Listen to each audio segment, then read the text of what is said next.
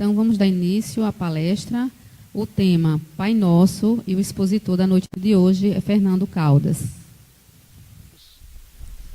E aos caros companheiros desencarnados, espíritas ou não espíritas, porque entre nós sabemos que as portas do Centro Espírita estão abertas tanto para os encarnados como para os desencarnados, e embora a maioria dos que aqui estejam, principalmente os encarnados, sejam simpatizantes da doutrina dos espíritos, alguns podem estar aqui pela primeira vez, buscando um contato inicial. Para esses, nós damos as boas-vindas, colocando a abertura e a receptividade dos nossos abraços, do nosso acolhimento.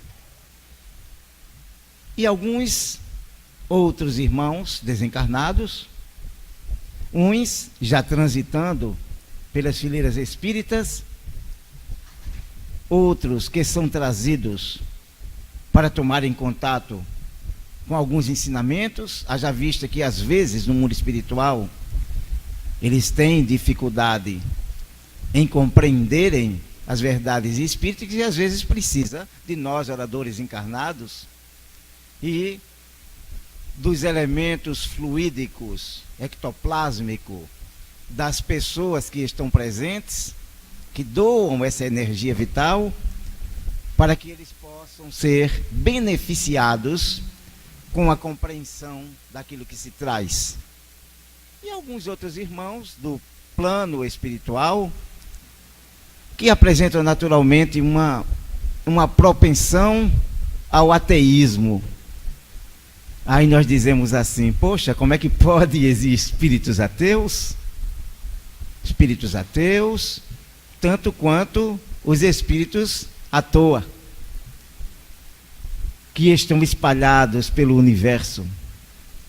E que muitas vezes, mesmo compreendendo que já desencarnaram e que a morte não os alcançou, eles terminam de alguma maneira descrendo da existência de um Pai celestial, porque nós não mudamos as nossas vibrações e as nossas convicções pelo simples fato de nos devestirmos do corpo físico. Continuamos apresentando características, lembrando-nos aquilo que Allan Kardec nos diz algumas vezes ao longo da sua obra, da obra tão preciosa que ele legou para nós, sob a tutela dos espíritos superiores, sobretudo o Espírito da Verdade, quando Allan Kardec diz: canalha aqui, canalha lá. O que se pode dizer? Aqueles que trabalham pelo bem na terra, que têm uma tarefa de compreensão, de amor e de luz na terra, irá naturalmente apresentar também esse mesmo tipo de trabalho e de compreensão e de vibração no mundo espiritual. Então falamos para todos esses irmãos e solicitamos neste momento a proteção e o amparo de Jesus Cristo, a fim de que nos envie seus prepostos, para que nos intua, nos inspire, e ao mesmo tempo que nos intua e nos inspire nesse trabalho desta noite, que igualmente possa derramar um senso de compreensão e de lucidez sobre todos os que se encontram na plateia, quer sejam encarnados, quer sejam desencarnados, para que não cochilem, para que consigam focar melhor aquilo que está sendo dito, para que tenham uma lucidez e um discernimento. Naturalmente que esses cochilos ou não vai depender muito de quem se encontra aqui na frente, né? Porque se a palestra ela se transforma numa melopeia, numa cantilena, ou se faz como aquele rangido do carro de boi, é natural que o processo hipnótico venha a nos atingir e nos afetar, né? E nós que já passamos o dia em atenção, o dia no ruge-ruge, no corre-corre, nos sentirmos naturalmente fadados ao sono, ao relaxamento. Que Jesus, portanto, não apenas nesse momento, mas em todos os momentos da nossa existência, esteja como sendo o comandante do nosso barco, não é, meu querido Teixeira? Não é, meu querido Mendonça? O comandante do nosso barco. Eu digo isso porque quando eu cheguei, o Mendonça nos saudou. Olá, comandante, né? Jesus, então, que esteja no comando desse barco maravilhoso que se chama Terra e que ainda passa por tantas provas e por tantas aflições, e que os nossos amigos espirituais nos amparem e nos iluminem. A mensagem do Cristo é sempre um brado de esperança para as nossas almas. Vindo para a terra dos páramos maiores e celestiais, Jesus exerceu a sua função de orientador e comandante, repetimos, dessa imensa nau chamada Terra. Estando no comando dessa nau, desde que ela se encontrava com seus fluidos, com a sua matéria dispersa no espaço, segundo as belíssimas orientações que Emmanuel nos traz no livro A Caminho da Luz, teria sido ele um dos organizadores desse sistema físico, desse sistema solar em que nós nos encontramos. E tendo recebido essas atribuições do Pai Celestial, com o qual ele se mantinha em contato através da grandeza do seu pensamento e da grandeza da sua compreensão. Emmanuel nos diz que Jesus é o guia espiritual ou o governador espiritual do planeta Terra. E tendo dado, como se diz na linguagem do futebol, o pontapé inicial para que a Terra assim se fizesse, orientou e direcionou os próprios caminhos que a Terra vem seguindo desde então, no que tange ao seu desenvolvimento físico, no que tange ao desenvolvimento psíquico de todos que estão neste orbe. Ganhando a Terra a condição de ter habitantes, mais tarde, quando a Terra deixou de ser um mundo primitivo para se tornar um planeta de expiações e de provas, com a chegada daqueles espíritos decaídos, provenientes de planetas distantes, onde havia uma necessidade de uma seleção, ou, como diria mais tarde Jesus, uma separação entre os bodes e as ovelhas.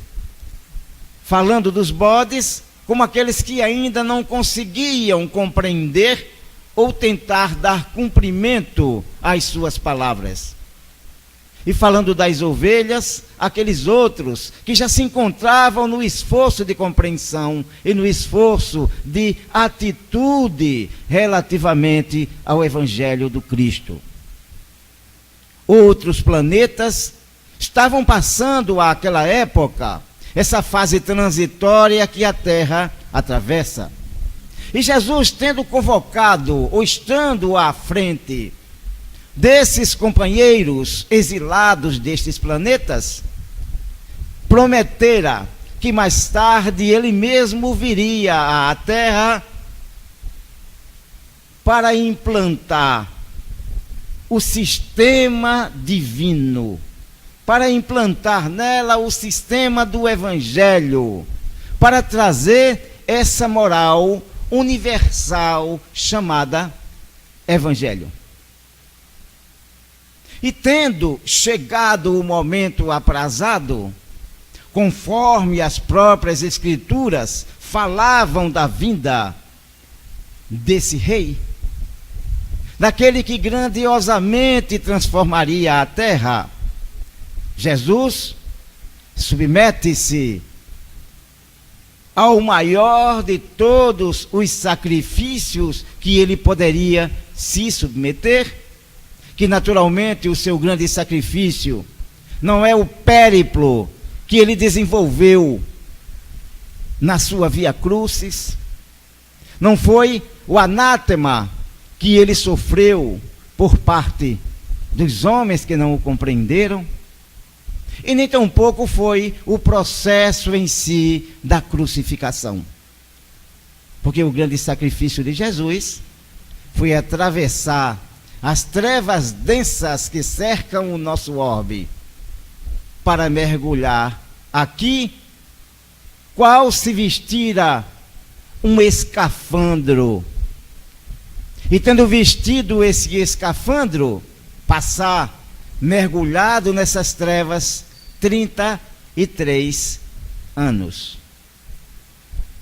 Se nós imaginarmos-nos vestidos num escafandro e colocado no fundo do mar durante algumas horas, é bem possível que nós sintamos uma aflição, que nós sintamos só pela imaginação o quão seria difícil passar várias horas no fundo do mar vestido num escafandro.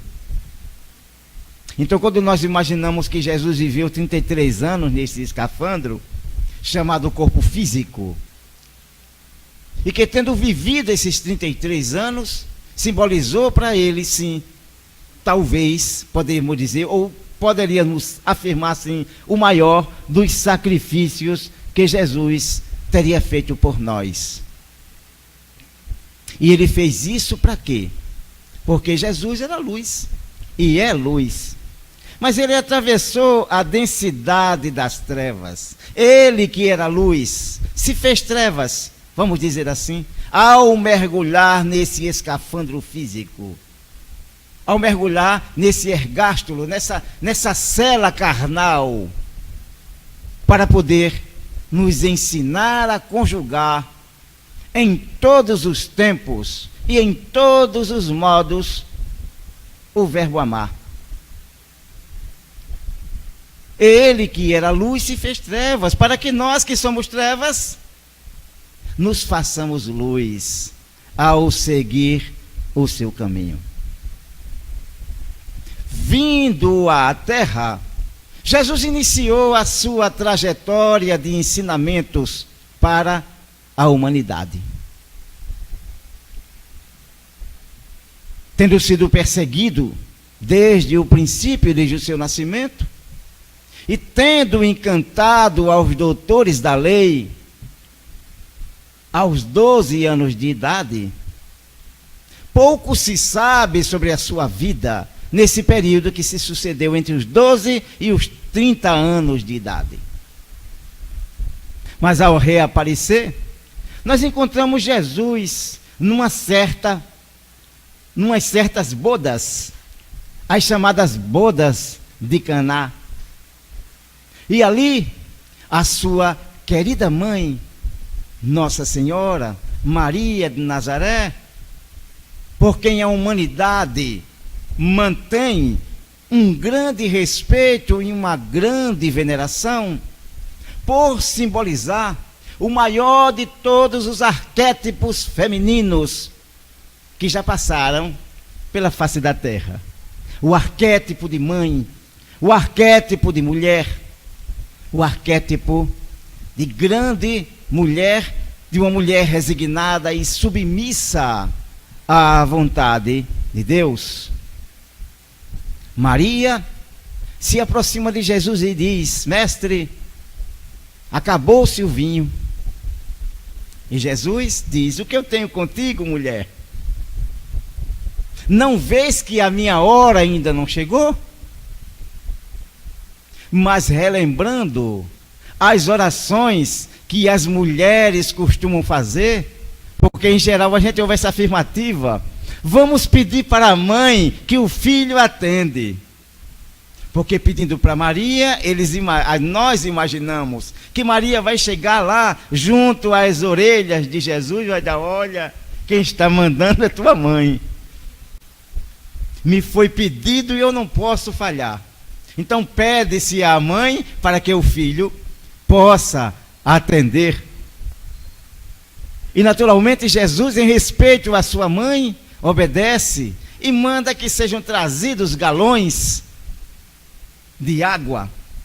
E ali Jesus realiza o chamado primeiro dos milagres, que naturalmente para nós espíritas, apesar de nós mantermos a denominação que o Evangelho dá de milagres, nós sabemos que os milagres não existem como uma derrogação da lei divina. Deus não derrogaria a sua própria lei para trabalhar em cima de um pressuposto sobrenatural. Apenas não havia ainda uma explicação científica para aqueles acontecimentos que ali se deram, que promoveram o processo da transubstanciação, transformara-se a água em vinho. E o que é mais interessante, o vinho muito mais delicioso do que o que foi servido primeiro, a ponto dos convivas exclamarem de uma maneira bastante admirada: ora, é comum que nas festas primeiro se sirva o vinho de melhor qualidade e depois se sirva o de pior qualidade. Mas aqui é diferente. Primeiro se serviu o vinho ruim e agora se serviu o vinho bom. Sinal de que Jesus provavelmente lá nas suas transatas e longínquas encarnações deve ter sido um excelente enólogo, um estudioso da ciência e da arte do vinho. Portanto, Jesus realizava assim o dito primeiro milagre. É claro que Jesus, nessas situações, ele costumava estar cercado pelos seus discípulos, ou por aquelas pessoas que doavam o ectoplasma. Se vocês observarem no Evangelho, sempre que os milagres ou os ditos milagres aconteciam, quem estava junto a Jesus? João, Pedro e Tiago. Lembram quem Jesus convidou para subir ao Monte Tabor com eles? Pedro, João e Tiago. Por que será? Porque provavelmente a mediunidade desses três era mais exuberante. Eles possuíam uma capacidade de liberação de ectoplasma bem maior do que a de outros discípulos. Não era somente porque João era o discípulo bem amado, porque Pedro era pedra e porque Tiago era irmão de João. Jesus, ele não fazia distinção de pessoas. Por várias vezes, ele demonstrou que a todos ele abraçava e compreendia. Mas para aquele mistério, para aqueles labores que ele necessitava desenvolver, ele precisava de médiuns ao seu lado. Médiuns que pudessem auxiliá-lo com a doação do ectoplasma para que ele pudesse realizar em conjunto com aqueles médiuns os ditos milagres que hoje nós sabemos serem fenômenos mediúnicos, que poderíamos falar numa linguagem científica, fenômenos metapsíquicos, fenômenos parapsíquicos ou paranormais, fenômenos psicobiofísicos. Pouco importa a denominação. Para aqueles que acreditam na sobrenaturalidade, diríamos fenômenos sobrenaturais. Não importa, na verdade, a denominação. O que importa é que o fenômeno acontecia. E acontecia provavelmente pela presença também desses discípulos que eram concessores, que faziam a concessão, que cediam as substâncias necessárias para a realização daqueles ditos milagres. Jesus ainda não havia lançado para o mundo a sua doutrina.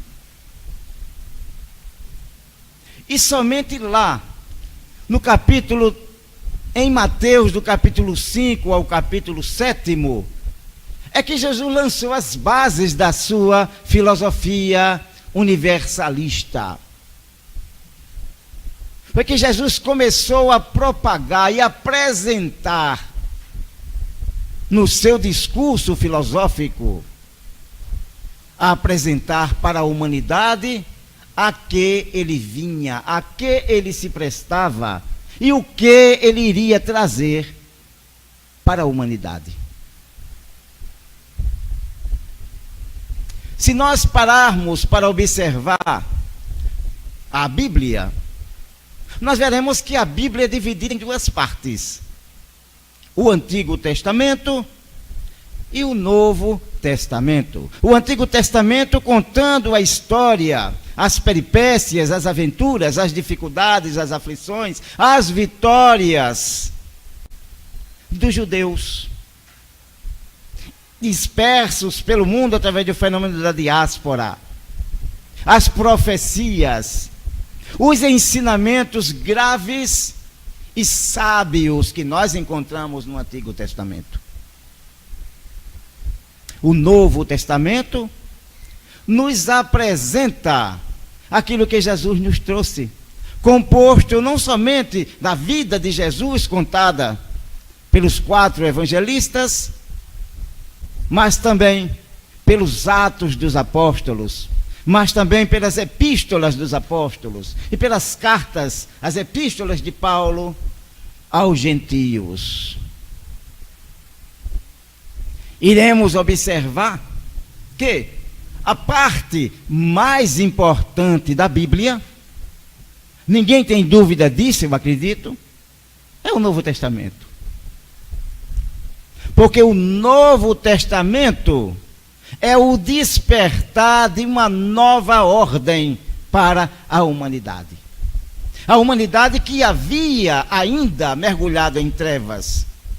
E que, não obstante os ensinamentos dos 10 mandamentos, e que, não obstante se dizer que não se deveria matar, que se deveria perdoar, que se deveria amar, essa humanidade ainda se encontrava a braços com a chamada lei do talião.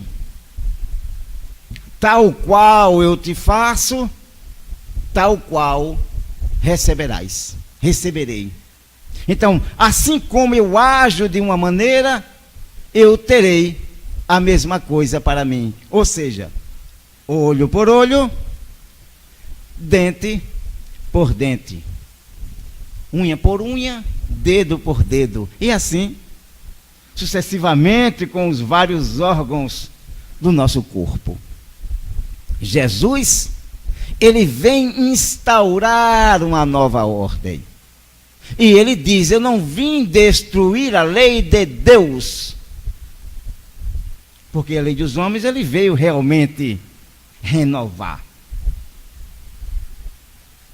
Aquilo que fugia da lei de Deus se tratava das legislações humanas. E aquilo precisava ser quebrado. E a pena de talião não era da lei de Deus, era da lei humana. E Jesus veio fazer a devida retificação. para que o homem ele pudesse compreender as bases amorosas do Evangelho.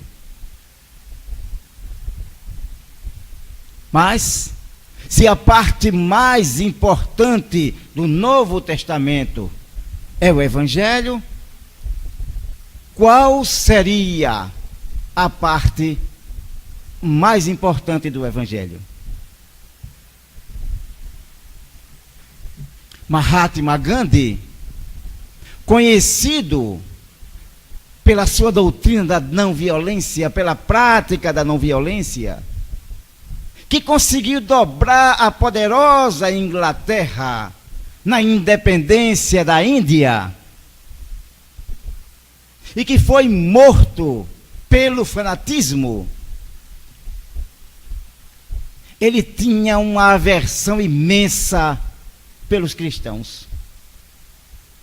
Ele não gostava dos cristãos, mas ele tinha uma admiração extraordinária pelo Cristo. O Cristo para ele representava o de que melhor veio à terra. E ele dizia assim: se todos os livros do mundo fossem queimados ou destruídos, e não sobrasse mais nada, além do Sermão da Montanha, o homem não precisaria de mais nada.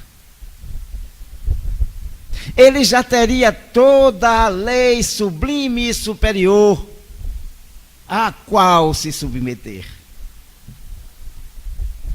E o Sermão da Montanha é justamente a apresentação de Jesus para o mundo, da sua filosofia. Está lá entre o capítulo 5º e o capítulo 7º de Mateus. E é no Sermão da Montanha que Jesus nos traz e institui para nós novas coisas, que evidentemente foram reiteradas, foram ratificadas em outras passagens, não somente do Evangelho de Mateus, mas dos demais evangelistas. Quantas vezes Jesus dizia, os antigos diziam assim e assado, eu, porém, vos digo. E Jesus vinha com aquele quê de autoridade que ele era efetivamente possuidor. E quando eu falo autoridade, eu não falo ditadura, né? Nem ditatoriedade. A autoridade é a capacidade que eu tenho de produzir e de saber dessa minha capacidade de fazê-lo. Eu sou o autor, eu tenho autoridade para falar sobre esse assunto. E Jesus tinha isso em si. Lançou-nos em uma nova ordem, porque se o amor no Antigo Testamento se encontrava encarcerado, Jesus quebrou as peias, Jesus quebrou os grilhões e as algemas desse amor, para dizer para nós que o amor, ele deveria ser a nossa principal fonte, o nosso principal foco para as nossas existências. Tanto assim, que ao ser questionado qual era o maior de todos os mandamentos, Jesus repetia o primeiro mandamento, que era amar a Deus sobre todas as coisas e ao próximo como a si mesmo. E complementava enfaticamente e concluía: aí estão todas as leis e os profetas. Somente alguém que vinha imbuído com essa autoridade seria capaz de resumir de uma forma tão clássica, tão maravilhosa e tão contundente, se assim nós podemos dizer, sobre o amor, falar em contundência, uma doutrina tão ampla e uma sabedoria tão ampla dentro da história da humanidade. Mas os discípulos, mas nós que nos encontrávamos naquela época encarnados, e nós que nos encontramos hoje encarnados, precisávamos tomar conhecimento daquela realidade. E como os discípulos tinham dificuldades de saber como orar, porque ele via a oração como sendo algo muito sagrado para os judeus. Só que a oração dos judeus era uma oração particularmente egoísta, porque eles rezavam para o Deus dos judeus. Embora fosse um Deus único, era o Deus dos judeus. Jesus quebrou essa pecha de Deus dos judeus. Porque se aquele Deus do Antigo Testamento vinha para proteger somente o povo judeu, em detrimento de todo o restante da humanidade, Jesus veio para desmistificar e quebrar essa ideia desse Deus único que apenas protegia o povo de Israel, que apenas protegia os judeus. Ele universalizou também esse Deus. E ele mostrou um Deus amoroso. Tanto assim que quando ele precisou de Paulo de Tarso, ele foi chamá-lo. Jesus não dava ponto sem nó. Cada ponto que Jesus dava tinha um nó. Ele sabia exatamente o que estava sabendo. E ele sabia a quem buscar. No momento aprazado, ele foi buscar Paulo de Tarso. Para quê? Para que Paulo pudesse levar a mensagem aos gentios, ultrapassar as fronteiras e os limites daquele povo que era tão cioso de si, daquele povo que era tão fechado em si, e que ainda hoje, infelizmente, os nossos irmãos judeus, eles ainda continuam a se reunir em espécies de guetos. Para onde vão, eles fazem os seus guetos. E eles se mantêm, de certa maneira, dentro de um tradicionalismo e dentro de uma busca também de pureza de crença, para que não se misture com outras crenças. Hoje o mundo se tornou mais eclético, o mundo se tornou mais ecumênico, o mundo se tornou em uma condição de maior compreensão uns dos outros. As coisas estão mudando, mas até bem pouco. Esses guetos, eles se apresentavam de uma forma muito mais constantes e absolutas. Então os discípulos questionavam a Jesus como orar. Jesus, como sempre, com aquela sua capacidade de síntese, ensinou lá no capítulo de número 6, justamente no miolo do Sermão da Montanha. Capítulo número 6 de Mateus, versículos de 9 a 13. Ele ensinou a oração, que passou a ser conhecida para nós como Pai Nosso, porque Pai Nosso eram as palavras que iniciavam aquela oração. Naturalmente que as traduções, elas podem variar. E as traduções, muitas vezes, elas truncam determinadas palavras. Mas deixando isso à parte, a oração do Pai Nosso é uma verdadeira louvação e um verdadeiro engrandecimento, colocando Deus no seu devido lugar. No Pai Nosso, nós iremos encontrar vários pedidos. Nós iremos encontrar várias atitudes do homem na sua relação para com Deus. Allan Kardec, a certa altura do Livro dos Espíritos, não me lembro agora a questão, me foge à mente, à memória, pergunta aos espíritos qual é a finalidade da prece.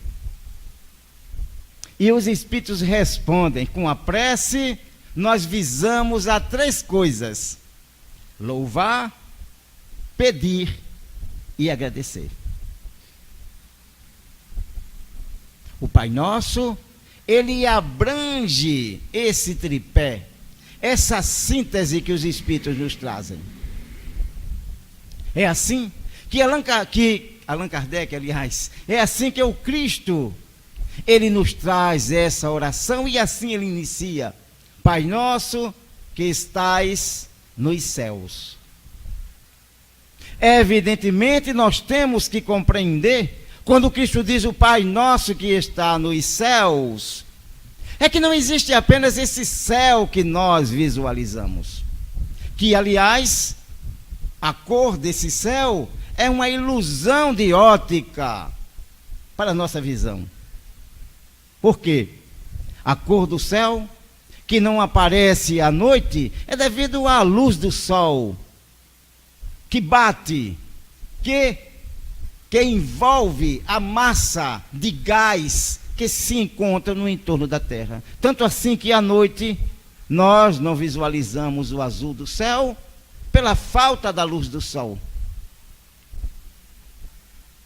E esse céu, ele não é só nosso, esse Pai está nos céus, demonstrando primeiramente que para ele estar nos céus, ele não poderia de maneira alguma ter uma forma física, ter uma condição física, porque tudo aquilo que limite a nossa ideia de Deus faz com que essa ideia destitua esse Deus das nossas existências.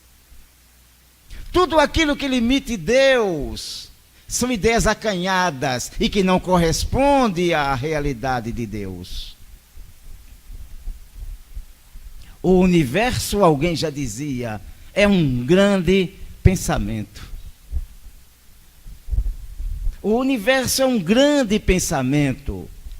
Que pensamento é esse? Que pensamento criador é esse? Quem é o autor desse pensamento de que se constitui o universo? Deus. E nós estamos imersos e mergulhados nesse pensamento. E nós também fazemos parte desse pensamento divino. Quando nós lançamos os nossos olhares para o universo, não vemos fim. A ciência nos diz que ele tem 13,8 bilhões de anos. E que iniciou através do grande Big Bang, a grande explosão. Mas, ao mesmo tempo, há controvérsia quando nós perguntamos o que havia antes desses 13,8 bilhões de anos. Alguma coisa devia existir. Talvez não o universo como nós conhecemos, mas um outro universo com uma outra fisionomia, com uma outra constituição. Ou um universo talvez igual a esse. Alguns físicos modernos, eles nos falam de que o universo, ele ainda está em expansão, mas que vai chegar um momento que esse universo vai se contrair, e quando ele se contrair todo, haverá uma grande explosão, e tudo de novo recomeçará. Às vezes as pessoas tremem quando a gente diz isso, né? É o fim do mundo, a gente vai se acabar. Ora, nós não estaremos mais aqui enquanto encarnados, mas nós estaremos fazendo o quê? Direcionando esses fenômenos que hoje são direcionados pelos espíritos mais superiores, pelos espíritos purificados.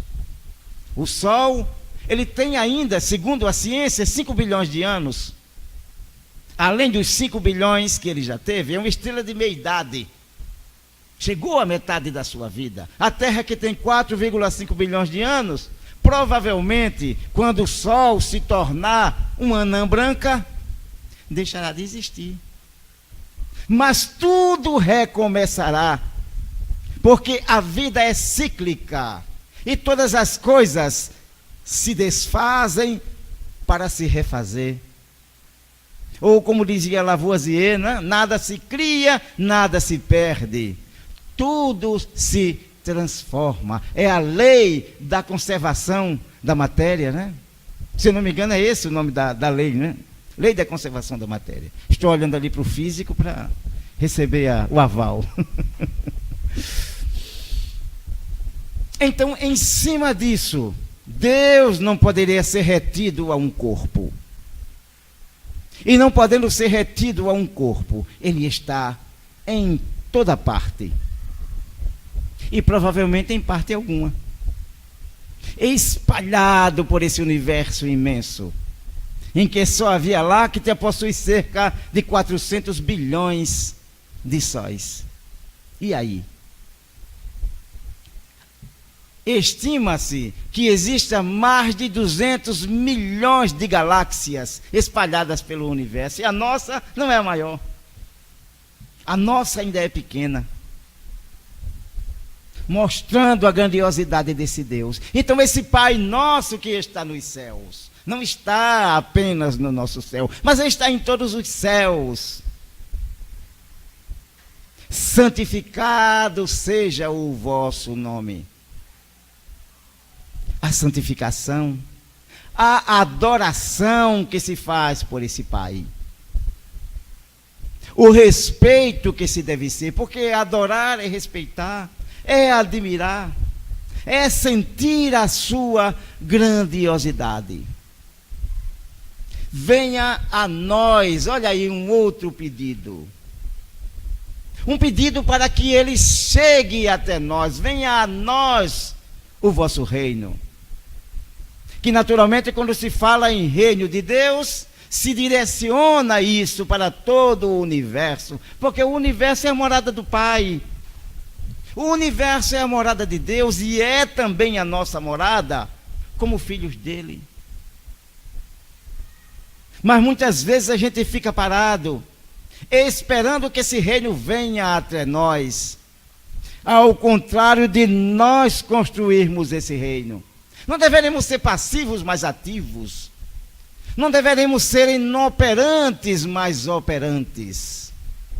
Atividade e não passividade, operância e não inoperância.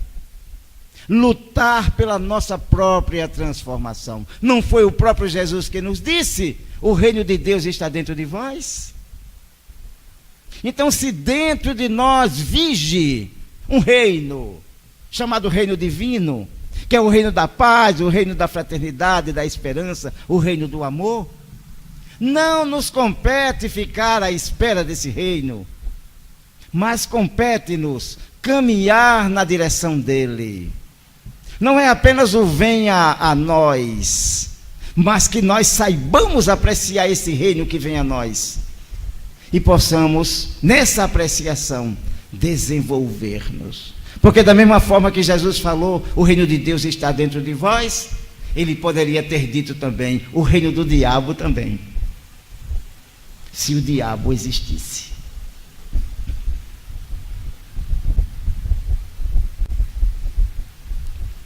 Seja feita a vossa vontade. Olha a submissão. Jesus nos ensina a ser submissos. Nós somos, muitas vezes, ingratos para com o Pai. Dizemos que temos fé, mas quando somos provados, começamos a murmurar. A gente diz assim: o meu Deus não vai deixar que isso aconteça comigo. E muitas vezes se questiona: por que, Senhor, tu fizeste isto comigo? Há uns dias atrás, um paciente nosso nos dizia: a sua mãe desencarnou. Ligada, ela e o pai, a uma congregação protestante, evangélica. O pai, durante anos a fio, pastoreou aquele rebanho ligado à igreja. E a sua mãe já vinha adoecida há tanto tempo. Mas a morte, Ela parece sempre àqueles que vivem e que não a compreendem como um processo transformador, uma crueldade imensurável de Deus para conosco. Tanto assim, que alguém orava para que aquela companheira não fosse embora. Embora ela estivesse no sofrimento imenso, para que ficasse. Ele e uma irmã, que já tinha uma compreensão mais universalista das coisas, ligada às práticas da meditação, conhecedores de alguns processos trazidos à luz pela doutrina espírita, tentavam dizer para a irmã: não a retenha, deixe que ela vá. O pai se encontrava em missão quando a senhora desencarnou. E ao chegar, desesperado, esse pai chorava. O marido dessa senhora, aquele que pastoreava um rebanho, aquele que durante anos a fio é pastor de uma congregação. E ele dizia: Fernando, eu fiquei admirado. Como as pessoas são despreparadas para a morte.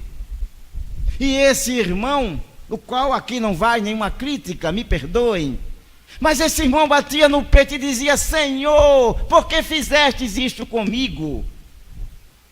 Por que levastes ela de mim? Compreendemos que a dor da morte e da separação muitas vezes nos isenta da razão.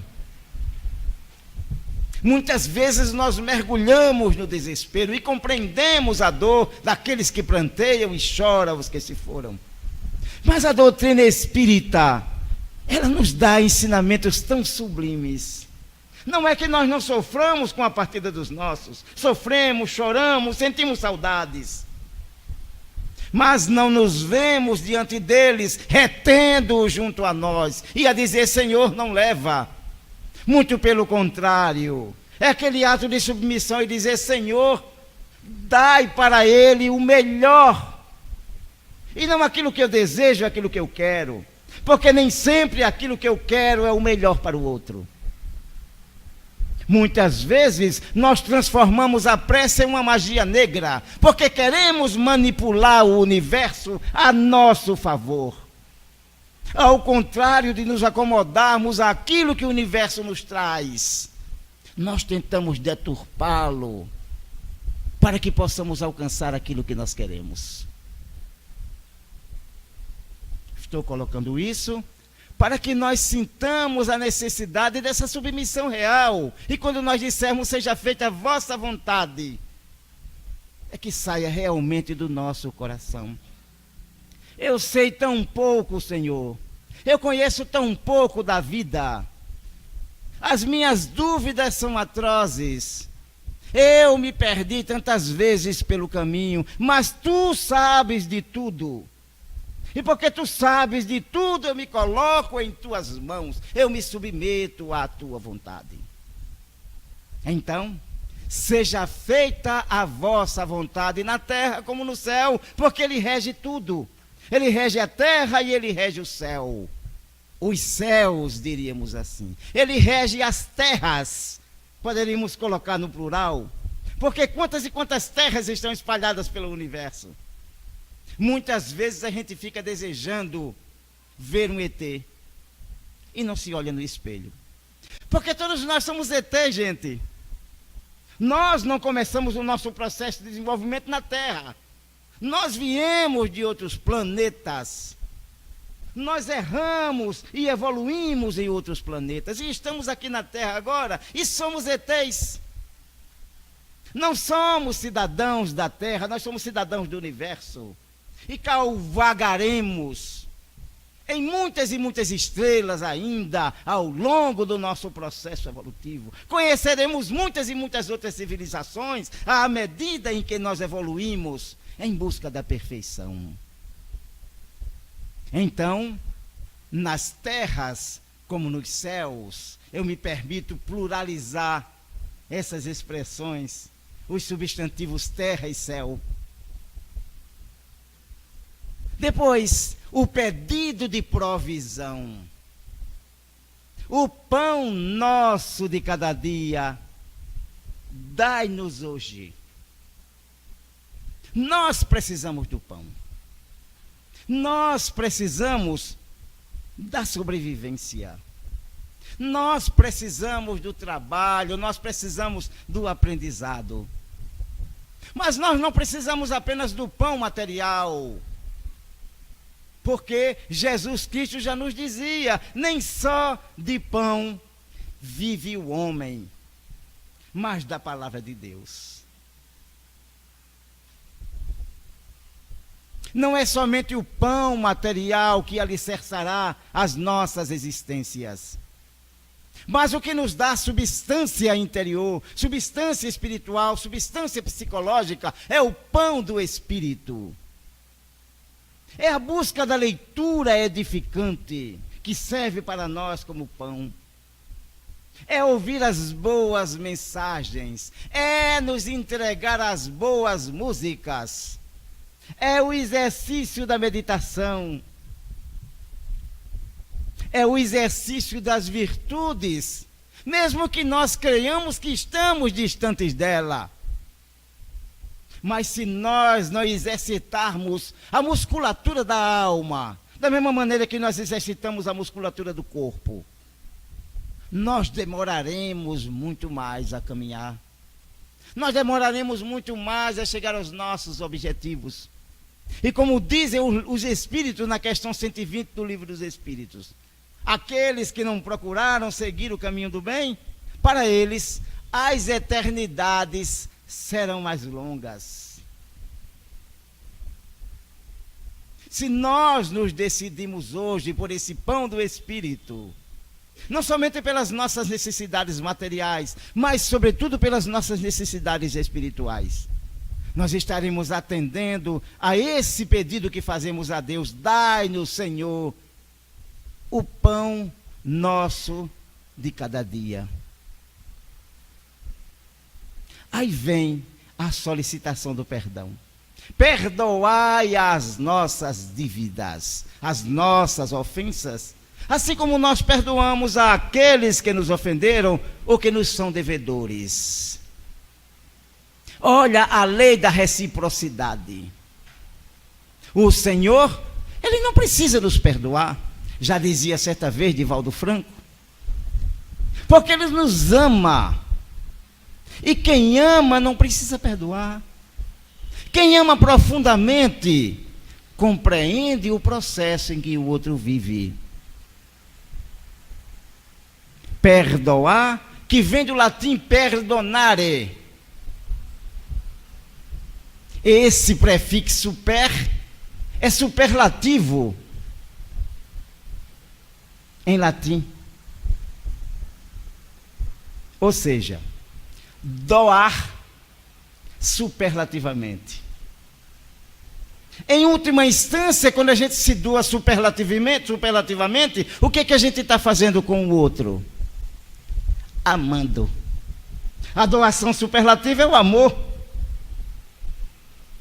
A doação que não pede nada em troca, da incondicionalidade, isso se chama amor. Então, perdoar é doar-se superlativamente. E quando a gente pede que Deus nos perdoe, a gente pede que Deus se doe para nós superlativamente. Da mesma maneira que nós teremos que nos doar superlativamente para aqueles que nos devem. Compreendendo que com a mesma medida com que medimos, seremos medidos. Compreendendo que da mesma forma que julgarmos, nós seremos julgados. Desenvolvendo o sentido de compreensão de que nós somos humanos. E a humanidade, gente, é a melhor coisa que nós já atingimos aqui. Muita gente abomina a humanidade. Mas a humanidade é o melhor que nós temos. Principalmente quando nós buscamos a sublimação dos nossos sentimentos, a sublimação dessa humanidade. E por fim, um pedido para que nós sejamos libertos de tudo aquilo que possa nos fazer fracassar. Não nos deixeis cair em tentação. Livrai-nos do mal. Tentação que é como se fosse um cavalo que monta sobre os nossos desejos. Só somos tentados naquilo que nós desejamos. Se não há desejo, não há tentação.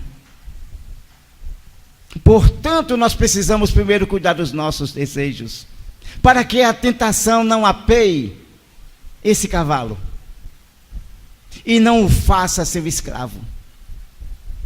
As paixões desenfreadas e os desejos desmedidos nos tornam prisioneiros. E tudo que nós queremos é nos libertar. Se a tentação aparece, nos pisca os olhos, nós podemos desdenhá-la se não estamos em sintonia, se o nosso desejo não está sintonizando com ela. Mas se o nosso desejo sintoniza, a gente vai primeiro para se arrepender depois e dizer: eu fui tentado e eu caí na tentação. Até porque o mal não está fora de nós. Livrai-nos do mal, Senhor. Mas de que mal? Do mal que habita em nós. O mal é o que está enraizado em nós.